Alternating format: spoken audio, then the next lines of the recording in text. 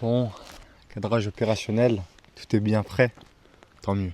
Bon, en tout cas, avant de commencer cette vidéo, je tiens à te remercier d'être présent et voilà, j'espère que la vidéo va te plaire. On est quand même dans un environnement assez agréable, il y a un peu de vent, j'espère que ça va pas s'entendre au micro et merci.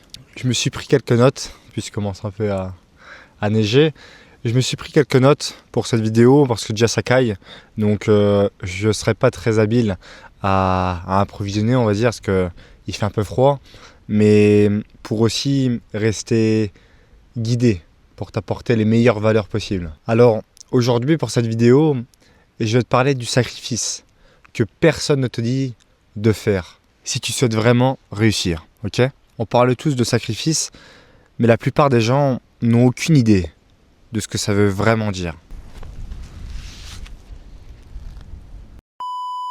Travailler plus, souffrir plus, se lever tous les jours plus tôt ou aller travailler tous les jours plus tard. C'est pas ça finalement le vrai sacrifice. Ça en fait partie, mais c'est pas la chose la plus grosse. Le vrai sacrifice, c'est ce que très peu de gens acceptent de faire. Et tant que tu refuses de faire ce que personne ne veut faire, malheureusement pour toi, tu n'iras pas jusqu'au bout. Et aujourd'hui, je vais t'expliquer le vrai sacrifice, celui qu'on ne te montre jamais, et surtout comment l'appliquer concrètement dans ta vie. Si tu es là, c'est sûrement parce que tu veux plus. Et ça, je l'entends. Plus de force mentale, plus de maîtrise, plus de résultats. Tu fais des efforts, tu avances, et pourtant, ça ne va pas aussi vite que tu l'espérais. Et là, le doute arrive. Le méchant loup. Pas un gros doute, un doute qui est silencieux. Est-ce que je fais vraiment ce qu'il faut ? Est-ce que ça vaut vraiment le coup ? La majorité des gens, et ça tu peux faire le constat sur toi-même ou avec les gens qui t'entourent, mais ils abandonnent à ce point-là, tu vois, au point à se dire tout ça. Pas parce qu'ils sont faibles, mais parce qu'on ne leur a jamais vraiment expliqué ce qu'ils devaient sacrifier. On t'a fait croire que le sacrifice, c'était juste en faire plus que les autres. En partie, c'est vrai. Mais encore une fois, je te demande de regarder autour de toi. Moi, pour le coup, il n'y a personne. Mais combien de gens travaillent dur et stagnent quand même, que ce soit sur le travail, au sport, dans n'importe quel domaine. Et c'est parce qu'ils sacrifient des conforts faciles. Un peu de confort, un peu de sommeil. Mais ils gardent le plus toxique.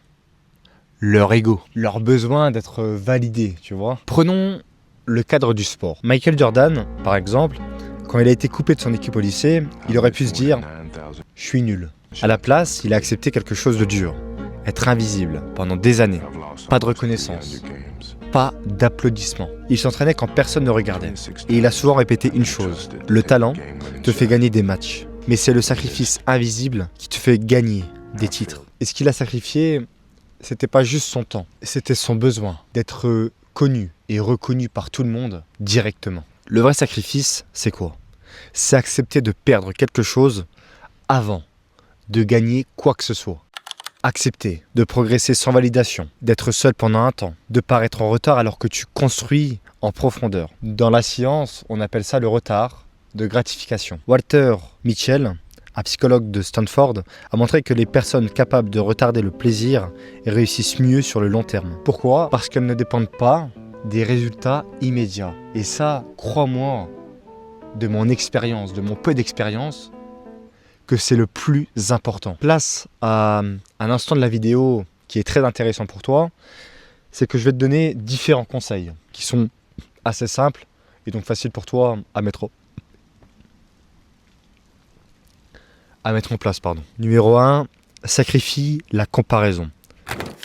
S'inspirer, c'est sain, mais se comparer, c'est destructeur. J'en reparlais encore il y a quelques jours de cela avec un ami à moi que je connais depuis un certain temps maintenant, mais beaucoup trop de gens, notamment sur le côté sportif, avec les réseaux, etc., ils n'arrêtent pas de se comparer au lieu de s'inspirer. Parce que tu auras beau faire le même sport, aller dans la même salle et avoir les mêmes projets, ça ne veut pas dire que tu as la même vie que cette personne-là. Alors, ce que je te demande de faire pour toi, c'est choisir une personne pour t'inspirer.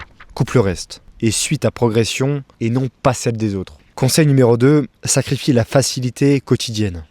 Mon père m'a souvent expliqué, et ça je l'ai compris un peu tard, ou du moins je l'ai appliqué un peu trop tardivement, c'est que dans la vie, on a deux chemins. Le chemin qui monte, le chemin qui descend. Alors celui qui descend, il est confortable. Mais plus tu descends, plus la remontée est difficile. Et ça, les sportifs de haut niveau le savent. Les grands entrepreneurs ou qui que ce soit, ils choisissent volontairement l'inconfort très tôt pour éviter la souffrance plus tard. Alors, chaque jour, fais une chose volontairement inconfortable pour commencer à mettre en place dans ton cerveau que l'inconfortable finit aussi par être un moment de plaisir pour toi avant d'aller coucher. Parce que tu te diras, ok, j'ai fait ça, je me suis mis un peu plus dans le mal, et tu verras que chaque jour, ce niveau de douleur, tu vas te le mettre de plus en plus. Alors je te demande pas de faire quelque chose d'énorme, mais je veux que tu sois conscient que tu fais quelque chose de différent et d'inconfortable. Conseil numéro 3, sacrifie la vision trop lointaine. Voir loin est important, c'est vrai. Et j'ai une citation d'un ami qui me le citait et qui se le garde en tête, c'est « Essaie de viser la lune et tu pourras peut-être aller toucher les étoiles ». Bon, en fait, en faisant le montage, je me suis rendu compte que c'était pas ça. Donc je vous mets la vraie, mais elle est similaire. Et je trouve ça beau parce qu'en fait, c'est comme un mec qui veut faire du business et qui se dit « Je vais me mettre en tête que je dois faire 10 millions d'euros ». Ça paraît énorme. Donc il va se conditionner à faire 10 millions d'euros et peut-être qu'il les fera pas, c'est pas grave. Mais au moins il aura peut-être touché les étoiles à faire 1 million d'euros. Et dans le sport c'est pareil. Une personne qui est assez lourd en termes de poids, si je prends l'exemple de Kameto, le mec s'est quand même fixé un très très gros objectif, tu vois. Et peut-être que dans sa tête il s'est dit je vais viser la lune. Et au pire, je toucherai les étoiles. Mais toucher les étoiles, ça ne veut pas dire je perds 5 kilos, non. Ça veut dire je perds 30, 40, voire 50 kilos. Parce que toucher la lune et toucher les étoiles, en fait, ça peut être aussi gros que petit. Tout dépend de ton objectif et ta vision lointaine dans la vie. Mais c'est pour ça que le contraste est important parce que vivre trop loin, parfois, ça épuise. Beaucoup abandonnent non pas parce que c'est trop dur, mais parce qu'ils regardent trop loin. Alors chaque matin, ne te dis pas quelles sont les actions de ma semaine. Non. Quelles sont les actions de ma journée. Point. Ensuite, j'ai envie de te parler aussi de la solitude. Parce que, oui, tu vas être seul parfois. Voire même beaucoup de fois. Et c'est pas grave, on s'en bat les couilles. Oui, parce que regarde-moi, je suis active. Je suis dans les bois tout seul. C'est pas grave. On s'en bat les couilles parce qu'on bosse pour nous et on bosse pour les autres. Tu vois, pour le bien des autres parce que on doit marquer notre histoire et on doit laisser sur notre chemin des beaux messages pour les gens. Et être seul, c'est aussi important. Pourquoi ? Parce que même ton entourage peut douter.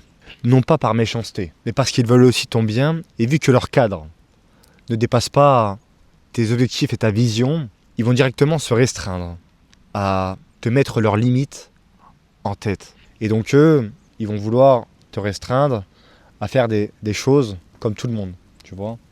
Là, je parle côté études, mais peut-être un peu moins quand même pour le sport. Ils sont un peu moins chiants, mais si tu veux vraiment pousser ta vision loin, si tu commences à faire beaucoup de séances par semaine, beaucoup de sorties trail, pour moi par exemple, beaucoup de séances de sport le soir, mais des fois ils vont se dire encore, tu vois.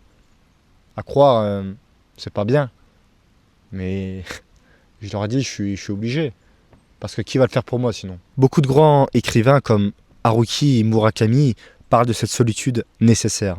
Et il dit, si tu veux écrire, tu dois accepter de marcher seul pendant longtemps. Et c'est pareil pour ta vie. En conclusion de cette vidéo, merci déjà d'être encore là. Si tu l'es, lâche un petit pouce bleu, ça me ferait plaisir. Ne t'abonne pas encore maintenant, tu t'abonneras vraiment à la fin de la vidéo si la conclusion, tu vois, te donne envie. Donc en soi, le sacrifice, ce n'est pas te priver pour souffrir. C'est refuser de rester la version de toi qui aurait abandonné. Si tu fais ce sacrifice-là, même lentement, même imparfaitement, je peux t'assurer une chose. C'est qu'un jour, la discipline parlera pour toi. Et tous ces moments de solitude, dans l'ombre, où tu ne montrais rien à personne, eh ben, les preuves seront à l'appui. Et ils verront par eux-mêmes. Sur ce, vis pour toi et vis ta vie.